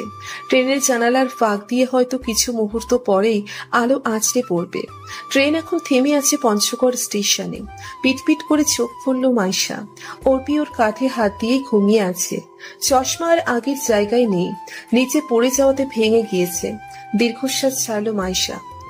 এবার এই মেয়ে যে ঘুম থেকে উঠেই কিছু দেখতে পাচ্ছি না, গান শুরু করবে এটা নিশ্চিত। উঠেছো তাহলে? উনি তো মেয়েটা। আনানের পাশে আয়াত বসে আছে। আনান সিটে মাথা হেলিয়ে নাক ডাকতে মগ্ন, আর আয়াতের চোখ মুখ দুর্বল, চুলগুলো এলোমেলো, পরনে গতকালকের সেই অফিসের জামা। মাইশা চেঁচিয়ে বলে উঠল, আনন্দ, জলদি ওঠো। মাইশার চিৎকারে আনান সহ অর্পিও উঠল। বগিতে থাকা বাকি লোকজনও ব্যাগ নামাতে নামাতে বিরক্তি ভঙ্গিতে মাইশার দিকে তাকালো। আনার পাশে ফিরে আয়াতকে দেখতেই স্তব্ধ হয়ে যায়। কাপা কাপা গলায় বলল, ভাই আপনি? ইচ্ছে তো করছে নুহাস ভাইয়ের মতো ঠেসে ঠেসে 2টা চর মারি। আমার পারমিশন ছাড়াই আমার বউরে নিয়ে আসছো তুমি। আনান বেচারা পারছে না শুধু কাঁদতে। বিচলিত হয়ে বলল, আমারই কি আপনাকে মানুষ মনে হয় না? বউ কয় ওরে না নিয়ে গেলে মারবো, ওদিকে জামাই কয় নিয়ে আসছে দেখা মারবো। আমার গালের কি সরকারি সম্মুখ পাইছেন নাকি? ভাই ওরে নিয়ে যাই। আয়াত চোখ গরম করে মাইশার দিকে তাকালো, তারপর বলল, একটু লং ড্রাইভে গিয়েছিলাম অফিস থেকে। তোমার যাওয়ার 3-4 ঘন্টা পর শুনি যে তুমি নাকি পঞ্চগড় যাচ্ছ। তখনই গাড়ি ঘুরিয়ে হাইওয়ে দিয়েই এখানে আসতে হলো। এক ফোঁটাও ঘুমাইনি টেনশনে। এই মেয়ে এমন বাচ্চা ওর মানে কি? তুমি কি জানো না যে রাতে তোমায় ছাড়া আমার ঘুম হয় না? শুকনো কাশলো আনান আর অর্পি। মাইশা চোখ বড় বড় করে ওর দিকে তাকিয়ে আছে। ট্রেনের বগি আর স্টেশন মানব শূন্য হয়ে পড়েছে ইতিমধ্যে। কেমন যেন একটা শুনশান অনুভূতি। মাইশা উঠে দাঁড়ালো ব্যাগ নিয়ে। আয়াতের দিকে না তাকিয়েই বলল, ঘুম না হলে ঘুমানোর অভ্যেস করো। তুমি যেমন শাওন ভাইয়ের সাথে এদিক ওদিক ঘোরো, আমিও এখানে আমার বন্ধুদের সাথে এক প্রিয় বন্ধুর বাড়িতে এসছি, আর খালামণিও পারমিশন দিয়েছে। এখন যেভাবে এসছো সেভাবেই ফুট হও। আনারা আর একটা ভয় দেখালে আমাদের প্রথম দেখার মতো গাল লাল করে দিব। ট্রেন থেকে নেমে পড়েছে মাইশা, সাথে পেছন পেছন আয়াত, আনান আর অর্পিও। পুরো প্ল্যাটফর্ম একেবারে জনমানব শূন্য। দূর দূর কোনো মানুষ দেখা যাচ্ছে না, যেন অনায়াসে দিন দুপুরে জম্বি মুভির শুটিং করতে পারবে। আয়াত হাত চেপে ধরল মাইশার। আনান আর অর্পিকে বলল, তোমরা যাও, আমি ওকে নিয়ে আসছি। মোটেও না, আমি ওদের সাথেই যাব। আনান মলিন সুরে বলল। আয়াত কঠোর চোখে তাকাতেই তপ্ত শ্বাস ছাড়ল আনান। অর্পিকে নিয়ে একাই তাই চলে গেল পৃথার বাড়ির উদ্দেশ্যে। মাইশা কাঁদো কাঁদো সুরে বলল, তুমি অনেক খারাপ হয়ে গিয়েছো। আমি আসাতে তোমার খারাপ লাগে, আর তুমি যখন হুটহাট করে ফুরুত হয়ে যাও তখন আমার খারাপ লাগে না। আয়াত হাসলো বিনয়ী ভঙ্গিতে। মেয়েটা যে মনে ক্ষোভের পাহাড় পুষিয়ে রেখেছে এ নিয়ে আর দ্বিমত নেই। আর ওদের বর্ষপূর্তির কথাও তো ভুলে গিয়েছিল আয়াত। মাইশা যখন রাগ করে চলে যায়, পরে আরিয়া ফোন করে জানিয়ে দেয় সবকিছু। আয়াত এক হাত মাইশাকে কাছে টেনে আনলো, মাথা নিচু করে এক কানে আলতোভাবে হাত স্পর্শ করে বলতে কণ্ঠে মাইশার মনের বরফ গলে যেতে থাকলো নিমেষেই। মুখে রাগী ভাব কর্পূরের মতো উড়ে গিয়ে বিরাজ করলো মোহনীয়তা। হাওয়ার তালে আয়াতের এলোমেলো চুলগুলো উড়ে চলছে। পূব আকাশে দেখা মিলল সূর্যের। লালাভো আকাশের সাদা মেঘের আস্তরণে প্রতিফলিত রশ্মিগুলো আয়াতের কালচে বাদামি চোখজোড়াকে অপূর্ব করে তুলছে। সেই চোখের সৌন্দর্য যেন ছড়িয়ে পড়েছে পঞ্চগড়ের সুন্দর এই দৃশ্যপটে। আয়াত অন্য হাত দিয়ে মাইশার কোমর চেপে টেনে আনলো নিচের কাছে। মাইশা এখনো সম্মোহনী দৃষ্টি নিয়ে ছেলেটার চোখের গহীনে ডুবে আছে। আমাদের প্রথম দেখা পঞ্চগড়ের এই স্টেশনে হয়েছিল। বিয়ের আজ 1 বছর পর আমরা এখানে দাঁড়িয়ে আছি। প্রকৃতি কত অদ্ভুত, তাই না? মাইশা অবাক হলো আয়াতের কথায়। আসলেই তো, এখানেই তো একটা বড়সড় ঘটনার পরিপ্রেক্ষিতে ওদের দেখাটা হয়েছিল। সেদিনকার ঘটনাগুলোর কথা পুনরায় স্মৃতিচারণ হওয়াতে ঠোঁটের কোলে হাসি ফুটে উঠল মাইশার। আয়াত মাইশার দিকে নিষ্পলক চেয়ে থাকলো কিছুক্ষণ, অতঃপর খুব গভীরভাবে মাইশার কপালে নিজের ঠোঁট স্পর্শ করলো। চমকে উঠল, মায়ে বহু দূর চলে গিয়েছে। তবুও লজ্জার আবরণ ঘিরে ধরে মাইশাকে। আজ এত সময় পর এখনো আয়াতের কথায় কাজে ওকে সর্বত্র যেন মোহনীয়তা গ্রাস করে ফেলে। আয়াত তা দেখে অল্প বিস্তর হাসলো, সাথে মাইশাও। মুখের উপর পড়ে থাকা খুচরো চুলগুলো কানে পিঠে গুজে আয়াত নেশাগ্রস্ত কণ্ঠে বলে উঠল, তোমার এই হাসিতে উন্মাদ হয়ে যাই গো বউ। পদ্ম চিলেকোঠায় বারবার স্মৃতিচারণ করতে চাই। স্মৃতিচারণ তুমি ছিলে, আছো এবং থাকবে। ভালোবাসি। আসসালামু আলাইকুম। অবশেষে ইতি টেনেই ফেললাম আপনাদের এই প্রিয় গল্পটা। এই গল্পটাতে যেমন হাসি, আনন্দ, ভালোবাসা তোলার চেষ্টা করেছি, তেমনি চেষ্টা করেছি আপনাদের মন জয় করার জন্য। অনেকেই বলেছিলেন যে গল্পটা আরো বড় করতে, কিন্তু আসলে তো সম্ভব ছিল না। আমার যতটুকু ভাবনা তা সবই তুলে ধরেছি এখানে। এর থেকে বেশি লিখলে নির্ঘাত একঘেয়েমিতে পরিপূর্ণ হয়ে যেত। সব শেষে এটাই বলবো, ধন্যবাদ।